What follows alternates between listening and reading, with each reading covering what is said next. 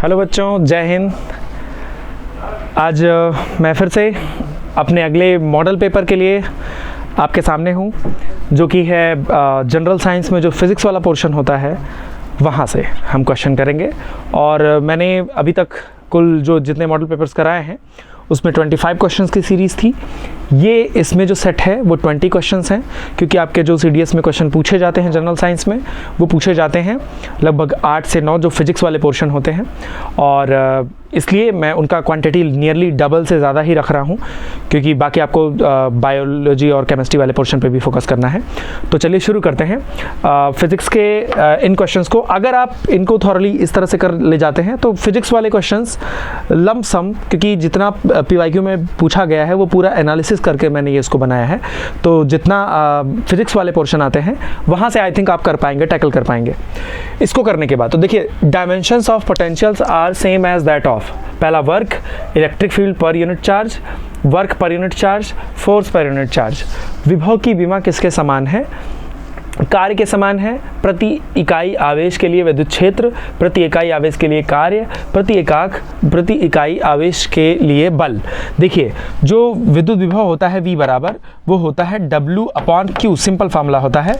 यानी कि अगर वर्क जो है, वर्क को हम चार्ज से डिवाइड करते हैं, तो अगर हम चार्ज को 1 ले लें, यूनिट ले लें, इकाई ले लें, यूनिट चार्ज ले लें, तो V = W हो जाएगा। इसका मतलब वर्क पर यूनिट चार्ज, इसका सही आंसर हो जाएगा वर्क पर यूनिट चार्ज, प्रति एकांक इकाई के लिए आवेश। तो यहाँ पर अब हम चलते हैं अगले सवाल पर।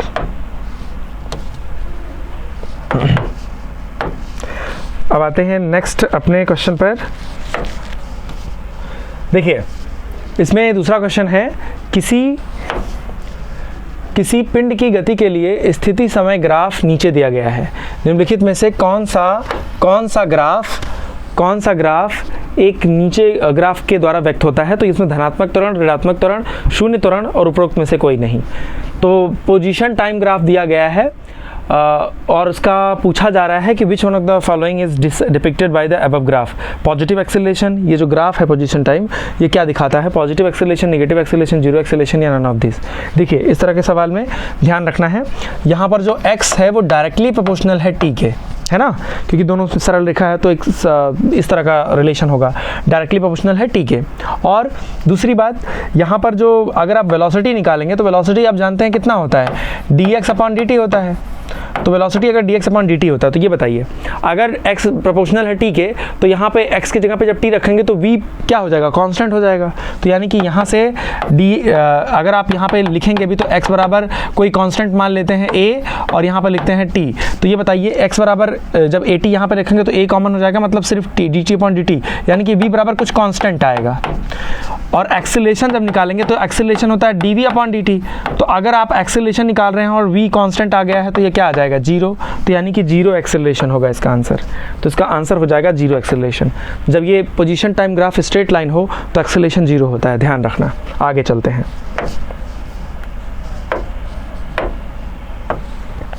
इस सवाल में है, a man is at rest in the middle of the horizontal plane of perfectly smooth surface of ice. He can move himself to the shore by making use of Newton's first law of motion, second law of motion, third law of motion, या first, second और third law of motion. तो इसमें देखिए, बर्फ के पूर्ण चिकने क्षैतिज सतह पर एक व्यक्ति विरामावस्था में है। वह स्वयं को न्यूटन के किस नियम का प्रयोग करते हुए किनारे तक ले आ सकता है? तो गति के प्रथम नियम से, द्वितीय नियम से, तृतीय नियम से, या गति के प्रथम, द्वितीय, तृतीय नियम, तीनों का इस्तेमाल करना पड़ेगा उसको सरफेस किनारे तक आने के लिए बर्फ़ के। देखिए, जब आप बीच में है बर्फ़ पे, तो एक ही चीज़ आपको साइड में ले जाने के लिए काम कर सकती है, जो न्यूटन का थर्ड लॉ है। क्योंकि आप किसी भी तरह से अगर आपको शोर की ओर जाना है, तो जैसे फॉर एग्जांपल जैसे छींकने की बात होती है, अगर आप छींक रहे हैं तो पार्टिकल्स इधर जा रहे हैं तो आप पर इधर फोर्स लगना चाहिए, ठीक है। तो एकदम आइडियल केस होता है वो। तो मतलब न्यूटन का थर्ड लॉ यूज़ करके ही आप साइड में आ सकते हैं। सेकंड लॉ का भी कोई मतलब नहीं है, फर्स्ट लॉ का भी कोई मतलब नहीं है, ठीक है। यहाँ पे थर्ड लॉ ही है। तो इसके बाद आगे चलते हैं अगले एक सवाल पे अपने।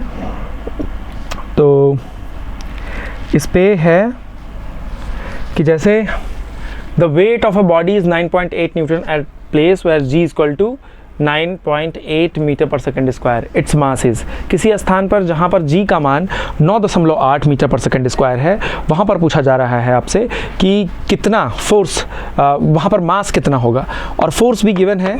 तो फोर्स इक्वल टू होता है mg, यानी कि जो अर्थ किसी बॉडी पर अपने सेंटर की ओर जो फोर्स लगाती है उसको बोलते हैं mg।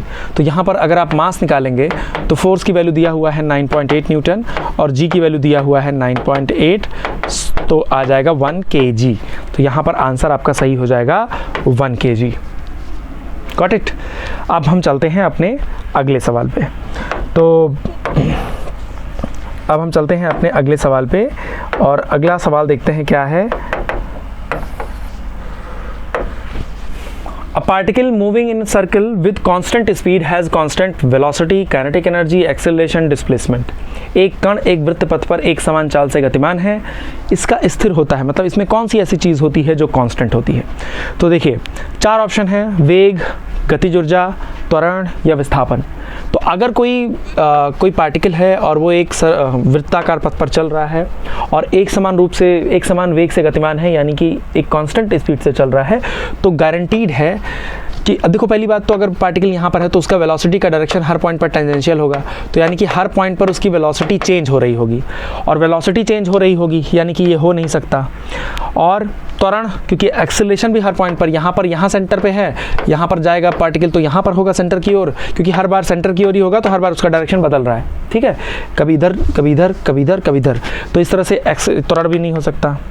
और विस्थापन तो बदल ही रहा है, पहले यहाँ था, यहाँ जाएगा तो यहाँ विस्थापन और बढ़ गया, ठीक है, और उसका भी डायरेक्शन बदलता जा रहा है। तो गतिज ऊर्जा हम जानते हैं स्केलर क्वांटिटी होती है हाफ mv²। तो यहाँ पर v कांस्टेंट है, एक समान वृत्तीय गति हो रही है, तो v यानी कि उसकी जो चाल है, स्पीड है, वो कांस्टेंट है, तो इस वजह से हाफ mv² यानी कि k आपका कांस्टेंट हो जाएगा। तो यानी कि गतिज ऊर्जा आपकी जो होगी वो नियत होगी। चलते हैं अगले सवाल पे।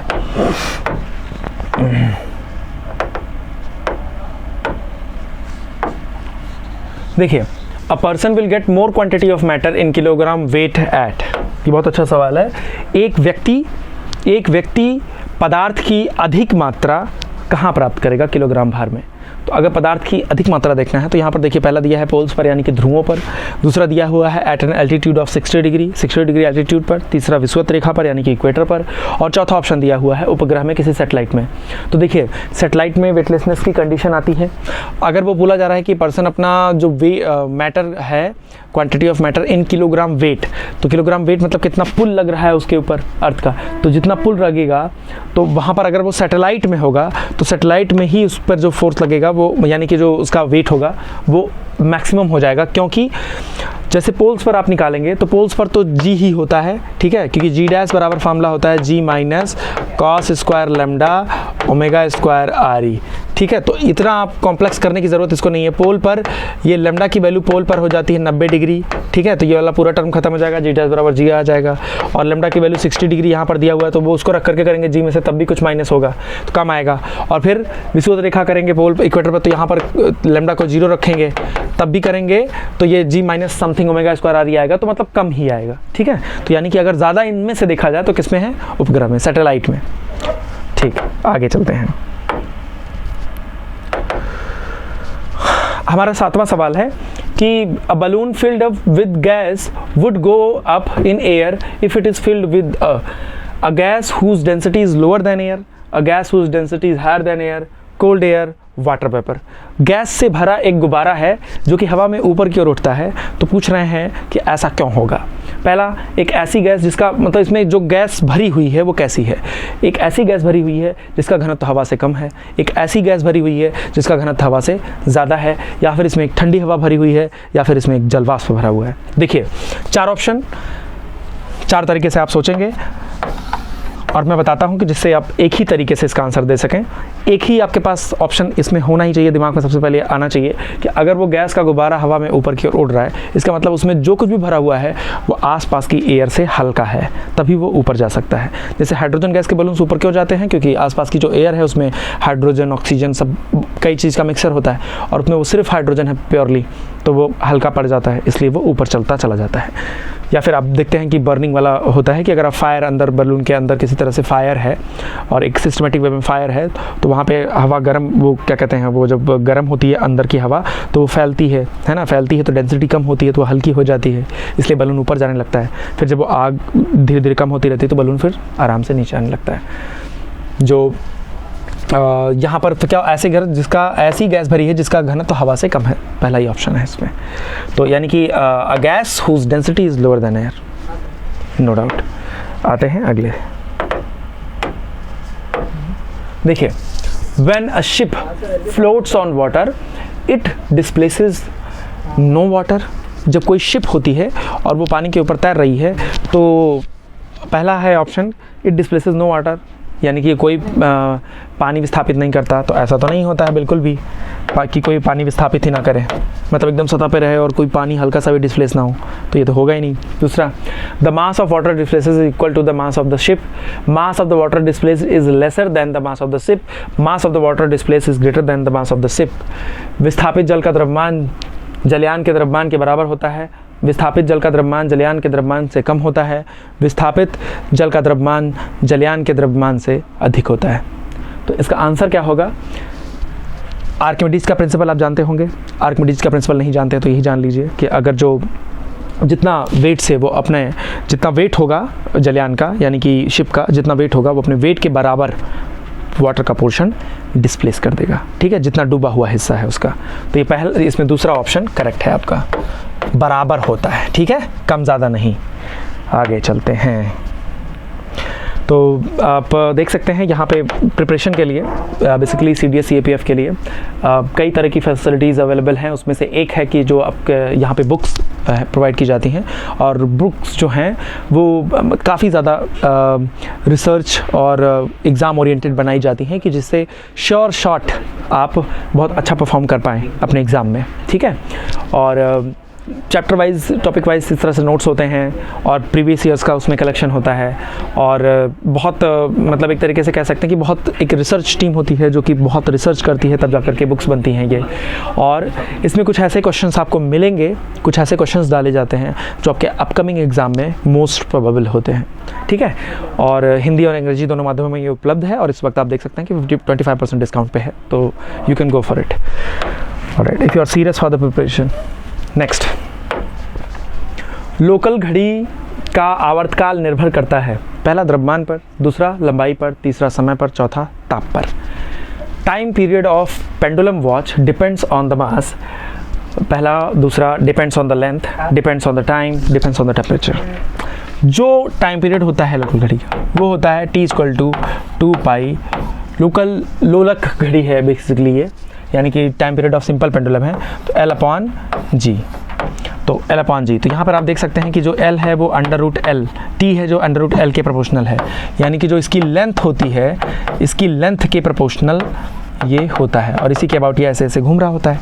तो ये इसकी लंबाई पर डिपेंड करता है, फार्मूले में सिर्फ लंबाई आती है, ना मास, ना द्रव्यमान, ना ताप। तो यानी कि it depends upon its length, ठीक है, लेंथ। आते हैं अगले टॉपिक पर, अगले क्वेश्चन पर। दो तरंगें निम्न प्रकार से प्रदर्शित की जाती हैं, y1 बराबर a sin omega t, y2 बराबर a cos ओमेगा टी। पहली तरंग दूसरे तरंग से कितने कला में आगे है, यानी कि two waves are represented by equation y1 equal to a sin omega t, y2 equal to a cos omega t. Wave से ये इक्वेशन है, इस तरह के क्वेश्चन की प्रोबेबिलिटी बनती है क्योंकि ये थोड़ा बहुत मैथ से कनेक्ट हो जाता है, और फिज़िक्स के वाले पोर्शन में 8-9 क्वेश्चंस में से भी आ सकता है ये। तो इसमें हो जाएगा कि लैक्स 10, अब इसमें है कि कितना होता है, लीड्स द सेकंड बाई, जो फर्स्ट वेव है वो दूसरे वेव से 5 फेज से आगे है, और लैक्स द सेकंड बाई 5 पीछे है, और π/2 फेज से आगे है, या फिर π/2 फेज से पीछे है। फेज क्या होता है? फेज होता है मीडियम के पार्टिकल का displacement along with their direction. कोई मीडियम का जब वेव चलती है तो मीडियम के पार्टिकल अपनी जगह पर ऑक्सीलेट करते हैं, वाइब्रेट करते हैं। तो यहाँ पर जब वेव चलने की बात हो रही है तो इसका मतलब है कि कौन सी वेव का जो वेव प्रोपोगेट हो रही है तो उस दौरान मीडियम का पार्टिकल किस डायरेक्शन में डिस्प्लेस हुआ है और कितना डिस्प्लेस हुआ है, इसी को फेज बोलते हैं। तो बोला जा रहा है पहला और दूसरा। देखिए पहला इक्वेशन जो है वो है y1 बराबर a sin ओमेगा टी, और जो दूसरा इक्वेशन है y2 बराबर a cos ओमेगा टी। अब आप जानते हैं कि a cos ओमेगा टी को क्या लिख सकते हैं आप, a sin pi by 2 minus omega T.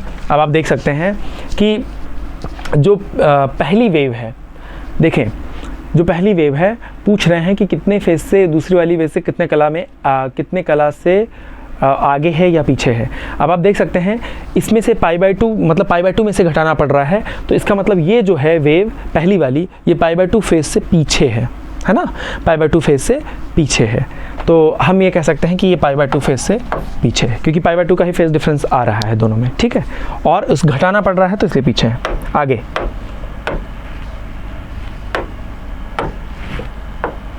तो इसमें कौन सा ऑप्शन करेक्ट हो जाएगा, आपका डी वाला ही ऑप्शन करेक्ट हो जाएगा, lags the second by phase pi by 2।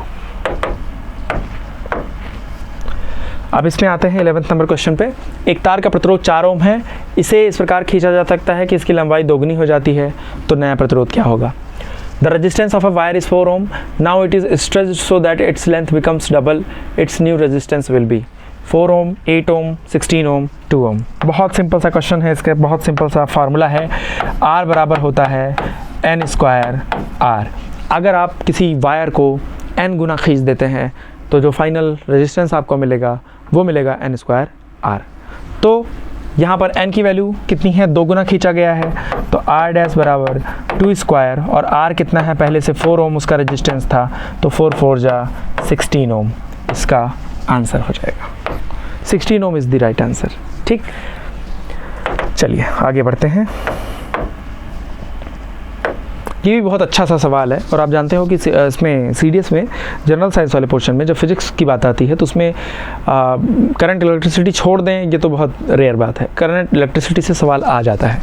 कई तरह के सवाल, हर एक मॉडल पेपर मैंने इस तरह का सवाल कराया है, और उसी तरह का सवाल आप देखेंगे प्रीवियस ईयर में पूछा भी गया है, तो पॉसिबिलिटी है कि अब इधर मामला ट्रेंड कर सकता है अगले एग्जाम में। आपके दिखाए गए परिपथ में प्रतिरोध में से बहने वाली विद्युत धारा क्या होगी यदि प्रत्येक सेल का विद्युत वाहक बल E हो, यानी कि what is the current through the resistor in the circuit shown, EMF of each cell is capital E। अब आप जानते हैं, नहीं जानते हैं तो आपसे जानिए कि जो 2 सेल हैं और वो दोनों अगर पैरेलल कॉम्बिनेशन में लगे हुए हैं तो सब पर EMF सेम होगा, और सबका रेजिस्टेंस भी सेम दिया गया है, कुछ भी नहीं बोला गया, तो पूरे सर्किट का जो रिजल्टेंट होगा वो क्या होगा, E ही होगा। अब आप जानते हैं कि I बराबर क्या होता है, E net upon R net, तो E नेट इसमें कितना है, E ही है, और R नेट कितना है, R ही है, क्योंकि B बराबर IR होता है, वोल्टेज की जगह पर यहाँ पर EMF बस लिख देना है, तो इस तरह से हो जाएगा I बराबर E अपॉन R। तो I बराबर E upon R, B is your right answer. आगे चलते हैं, देखिए एक फ्यूज तार में टिन तथा लेड के मिश्र धातु का पदार्थ प्रयुक्त होता है। इसमें दो धातु की होती है उच्च विशिष्ट प्रतिरोध तथा निम्न गलनांक, निम्न विशिष्ट प्रतिरोध तथा अधिक गलनांक, निम्न विशिष्ट प्रतिरोध तथा निम्न गलनांक, उच्च विशिष्ट प्रतिरोध तथा उच्च गलनांक। The material used for electric fuse is an alloy of tin and lead.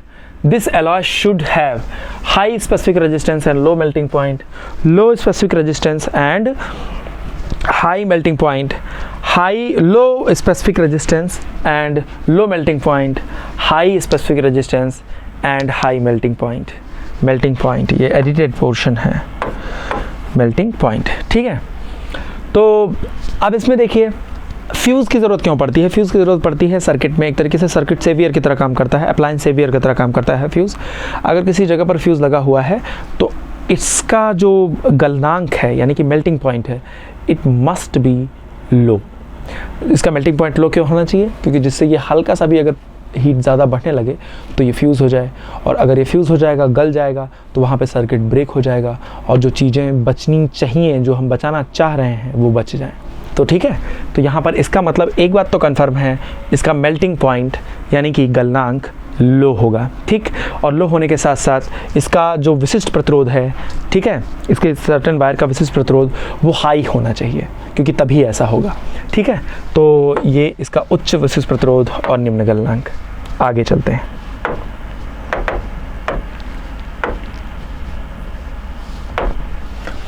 Potentiometer is used for measuring potential difference, current, internal resistance, all of this. विभव मापी का प्रयोग निम्नलिखित में से किसके मापन में किया जा सकता है? विभवांतर के मापन में, धारा के मापन में, आंतरिक प्रतिरोध के मापन में, या सब के मापन में? तो आंसर है इसका सब के मापन में। जो पोटेंशियोमीटर होता है, पोटेंशियोमीटर एक तरीके से मल्टी फंक्शनल है, जो कि वोल्टेज को भी मेजर कर सकती है, करंट को भी मेजर कर सकती है, आंतरिक प्रतिरोध को भी मेजर कर सकती है। दो सेल का जो ईएमएफ है उनको कंपेयर करने में भी इसका यूज़ हो जाता है। ठीक, तो ये वोल्टमीटर जो है ये उपरोक्त सभी ऑल ऑफ दीज के लिए काम करता है। ठीक है, आप ध्यान से इसको देख लें। और वोल्टमीटर जो होता है, जो क्या कहते हैं, पोटेंशियोमीटर जो होता है वो वोल्टमीटर से ज़्यादा बेटर होता है। तो अगर कभी आपसे पूछा जाता है कि वोल्टमीटर और पोटेंशियोमीटर में कौन बेटर है, तो पोटेंशियोमीटर ज़्यादा बेटर है। क्यों बेटर है? क्योंकि पोटेंशियोमीटर खुद ऑपरेट होने के लिए सेकेंडरी सर्किट में कोई करंट नहीं लेता, जबकि वोल्टमीटर खुद ऑपरेट होने के लिए थोड़ी सी करंट ले लेता है, जिससे कि वोल्टमीटर जब खुद ही थोड़ी करंट ले लेगा तो थोड़ा पोटेंशियल कम मेज़र करता है, वो जितना मेजर करना चाहिए था उसको। तो वही बात है कि खुद का खर्चा पानी खुद ही ले लेता है, उसी खर्चा पानी की वजह से पूरा जितना उसको मेजर करना चाहिए उतना नहीं मेजर कर पाता। ठीक, ये कोई खर्चा पानी नहीं लेता मेजर करने का। ठीक है, तो उसके बाद आगे चलते हैं। विच of the following is called electrical energy tank? निम्नलिखित में से, फॉलोइंग में से रजिस्टर है या इंडक्टेंस है, कैपेसिटर है या मोटर है? निम्नलिखित में से किसी विद्युत ऊर्जा का टैंक कहा जाता है? प्रतिरोध, प्रेरकत्व, संधारित्र, मोटर। तो ध्यान रखें, टैंक कहने का मतलब इनका ये है, अगर इस तरह से क्वेश्चन आता है, टैंक कहने का मतलब है जो एनर्जी को स्टोर करे, जो चार्ज को स्टोर करे। तो इसमें से प्रतिरोध तो कर नहीं पाता, उल्टा और हीट लॉस कराता है। और प्रेरकत्व तो भी सेम, संधारित्र ही है हमारा सही ऑप्शन। मोटर भी ऐसा नहीं करता है कि विद्युत ऊर्जा को संचित करे वो। ठीक है, मोटर तो कहीं से इलेक्ट्रिसिटी दे दो, उसको चला दो, फिर विद्युत ऊर्जा को मैकेनिकल एनर्जी में कन्वर्ट कर देता है, रखता नहीं है उसको। ठीक, तो संधारित्र यानी कि कैपेसिटर ये खास बात है। कैपेसिटर की डेफिनेशन ही यही है, जो चार्ज को इकट्ठा करे उसको बोलते हैं कैपेसिटर, जो एक तरीके से चार्ज को कलेक्ट करे। आगे चलते हैं।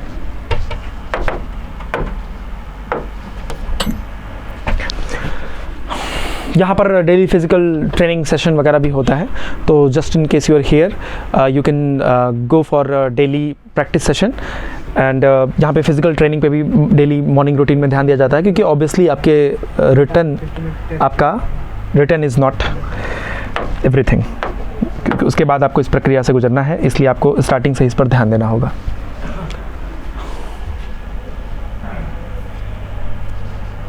अब हम चलते हैं अपने अगले सवाल पर। ठीक है, नेक्स्ट क्वेश्चन इज, एक चोक कुंडली किसमें प्रयुक्त होती है?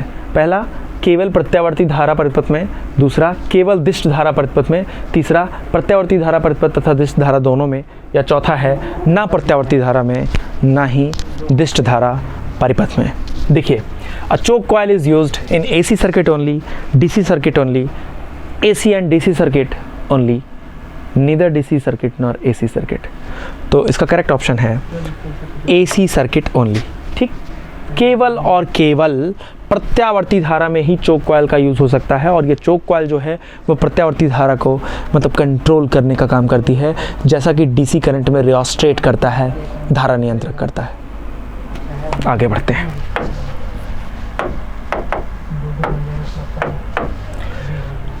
If critical angle for a material to air is 30 degree, then refractive index of the material will be। यदि किसी पदार्थ का हवा के सापेक्ष क्रांति कोण 30 डिग्री है तो पदार्थ का अपवर्तनांक क्या होगा? देखिए, जब जनरल साइंस की बात होती है और उसमें भी सिर्फ एक स्पेसिफिक सब्जेक्ट की बात कर रहे हैं, तो कम से कम उसी एक सब्जेक्ट को और ज़्यादा डाइवर्सिफाई किया जा सकता है। तो यहाँ पे ऑप्टिक्स के क्वेश्चन है ये। ऑप्टिक्स में एक फार्मूला होता है रिफ्रैक्टिव इंडेक्स का, और क्रिटिकल एंगल के साथ कनेक्शन है एक 1/sin IC। तो क्रिटिकल एंगल होता है ये। अब वो पूछ रहे हैं 30 डिग्री क्रिटिकल एंगल दिया हुआ है, तो 1/sin 30, और ये होता है रिफ्रैक्टिव इंडेक्स। तो ये 1/sin 30 1/1/2, आंसर आ जाएगा 2.0। क्योंकि डेसिमल के पॉइंट तक दिया हुआ वही 2 आ रहा है, मतलब 2 आपका आंसर हो जाएगा करेक्ट, तो 2.0। ठीक है, आगे बढ़ते हैं। तो फार्मूला इसको आप याद रख सकते हैं, फॉर फ्यूचर ज़रूरत पड़ सकती है उसकी आपको आपके एग्ज़ाम में। देखिए question number 18, 2 more to go. इसके बाद which of the following have velocity equal to light? Cathode rays, anode rays, X rays, positive X rays. ठीक, तो इसमें है कि निम्नलिखित में से किसका वेग प्रकाश के वेग के बराबर है? प्रकाश के वेग के बराबर है। तो पहला कैथोड किरणें, दूसरा एनोड किरणें, तीसरा एक्स किरणें, चौथा धनात्मक किरणें। अब इसमें से देखिए, जो कैथोड किरणें हैं, एनोड किरणें हैं, धनात्मक किरणें हैं, इनको अगर आप थोड़ी देर के लिए हटाइए, एक्सरे जो है, इसमें एक्सरे क्या है? एक इलेक्ट्रोमैग्नेटिक वेव है, विद्युत चुम्बकीय तरंग है। विद्युत चुम्बकीय तरंग कौन कौन सी होती हैं? Gamma ray, X ray, UV light, visible light, IR, microwave और रेडियो वेव। ये सब क्या है? इलेक्ट्रोमैग्नेटिक वेव है। ये सब के सब स्ट्रेट लाइन में चलती हैं, सब के सब लाइट की स्पीड से चलती हैं। ठीक, तो इसमें आपका एक्सरे ही होगा जो लाइट की स्पीड से चलेगा, क्योंकि स्पेक्ट्रम का पार्ट है। आगे बढ़ते हैं। एक अर्धचालक में होता है, क्या होता है? ऋणात्मक ताप गुणांक, धनात्मक ताप गुणांक, धनात्मक या ऋणात्मक दोनों में से कोई भी, दोनों गुणांक बोल रहे हैं, इनमें से कोई नहीं। A semiconductor has negative temperature coefficient, positive temperature coefficient, both positive और negative temperature coefficient, none of these। तो इसका सही आंसर है, अगर आप सेमीकंडक्टर की बात कर रहे हैं तो सेमीकंडक्टर का टेम्परेचर कोफिशिएंट निगेटिव होता है, ताप गुणांक उसका ऋणात्मक होता है। क्यों? क्योंकि जब आप टेम्परेचर बढ़ाते हैं, टेम्परेचर बढ़ाने के साथ साथ इसका रेजिस्टेंस डिक्रीज होने लगता है। यही इसकी बहुत आउटस्टैंडिंग प्रॉपर्टी होती है किसी सेमीकंडक्टर या किसी अर्धचालक की। आगे बढ़ते हैं। Last question is, in which of the following kinetic energy does not exist? निम्नलिखित में से किसमें गतिज ऊर्जा एग्जिस्ट नहीं करती है? देखिए, पहला फायर्ड बुलेट, दूसरा फ्लोइंग वाटर, तीसरा इम्पार्टेड हैमर, चौथा स्ट्रेच्ड ब्लो। फायर, दागी गई गोली, ऑब्वियस सी बात है, जब गोली दागी जाएगी तो उसमें गतिज ऊर्जा होगी, काइनेटिक एनर्जी होगी। दूसरी फ्लोइंग वाटर, जब पानी फ्लो करेगा तो उसमें भी काइनेटिक एनर्जी होगी, क्योंकि ऑब्वियस सी बात है, उसमें कोई भी चीज़ अगर आप बहुत हल्की फुल्की डालते हैं तो उसी के साथ चली जाती है, क्योंकि काइनेटिक एनर्जी है उसमें पहले से। तीसरा चलाया गया हथौड़े को चलाएंगे तो उसमें भी काइनेटिक एनर्जी होगी ही उस दौरान। ठीक, और तनी हुई धनुष, लेकिन जब एक आप क्या कहते हैं, मान लीजिए कि कोई एरो है और एरो को स्ट्रेच किए हैं किसी बो में, जब स्ट्रेच वाली कंडीशन में है तो उसमें पोटेंशियल एनर्जी होती है, और जब उसको आप छोड़ेंगे तब उसमें काइनेटिक एनर्जी में वो कन्वर्ट हो जाती है पोटेंशियल एनर्जी, यानी कि स्थिर ऊर्जा गतिज ऊर्जा में तब जा करके कन्वर्ट हो जाती है। तो इसमें आपको सीधा सा आंसर है आपका तनी हुई धनुष, स्ट्रेच्ड बो। तो इस तरह से हम लोगों ने आज के क्वेश्चंस कर लिए हैं, आज का मॉडल पेपर हमने सॉल्व कर लिया है। और इसमें कमेंट में आप ज़रूर बताएं कि आपने क्या सीखा, और आप जो भी कुछ इसमें से ऐड ऑन करना चाहते हैं, कुछ सजेशन देना चाहते हैं, कुछ पर्टिकुलर टॉपिक से और क्वेश्चन चाहते हैं तो आप बता सकते हैं। जय हिंद बच्चों।